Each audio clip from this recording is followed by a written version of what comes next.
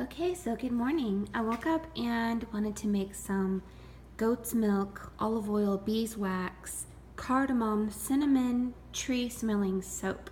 And I want to put them in some beautiful molds, fairies, and angels, and all of that.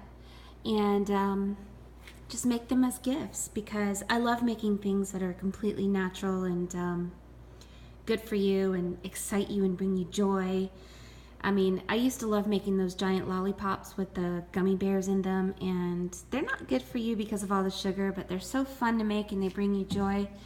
I'm okay with that. So what I did here was I ground up some cardamom, and I'm going to siphon it out because I only want the little sprinkles. And let's see here, I'll try to wipe it out a little bit. There we go. I also woke up this morning and walked out into my cypress forest and made a fire. My two dogs followed me, and I was able to really kind of get control of my heart and my spirit. Oftentimes our bodies and our egos can take over our lives, and we get kind of lost and anxious and worried, and we wonder how we lost our way. And I think it's important that we go back to our heart. And I'm finding, balance for me is the trinity of watching what I eat, drinking enough water, and using products that prove that I love my body. And I spend some time increasing the energy of my spirit. Too long has my physical body been in control anyway. I really need to, I'm 43, I turned 43 this year, and it's becoming quite apparent I'm going through my cocoon stage. And the cocoon stage is the stage where you let go of your physical body, your ego, and you don't focus on the physical world as much. You don't care about politics. You don't care about silly things of the world. I call it the Disney world. The advertisements behind it, the manipulation in front of it, all of it is a lie. So it's fun and like the lollipops, but it's not good for you. So I want to focus on my spirit. And this cardamom smells so good. If you drink chai tea, I just want to get all the big pieces out. If you drink chai tea, this is going to be so beautiful. So it's goat's milk soap. It's supposed to be white, but I added olive oil and beeswax in it so that the beeswax will absorb the glycerin and add vitamins to your skin and make it an antibiotic soap.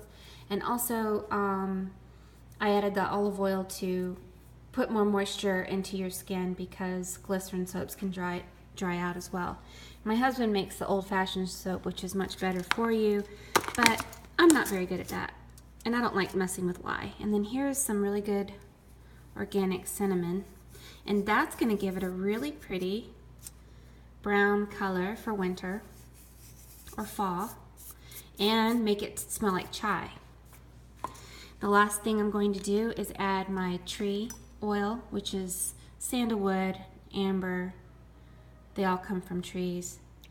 And not too much because the cardamom, surprisingly, the herbs itself make it really strong. And the smell, it just smells so beautiful. Ooh, you smell it.